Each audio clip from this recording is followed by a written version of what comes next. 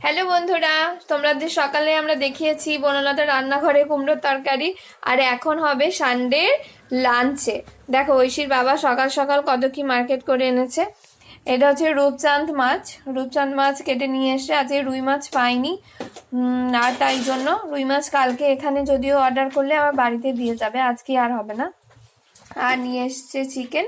Actually এগুলো আমাদের সারা সপ্তাহের ননভেজ মার্কেট, কারণ ওর বাবা আর তো সময় পাবে না, সারা সপ্তাহে অফিস থাকে, আর বাকি যা দরকার হয় বাপি টুকটাক আনে। তো এই দুটো পর্যন্ত সীমাবদ্ধ থাকলে ঠিক থাকতো।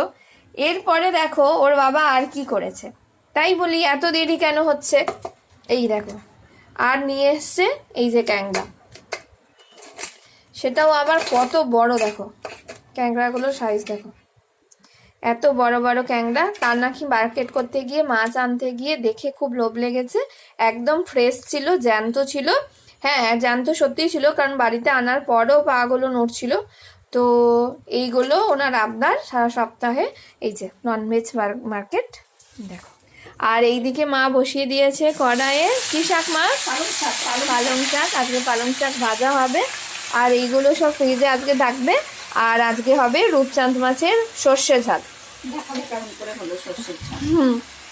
চলো এখনকার মতো ভিডিওটা তাহলে বাই বাই।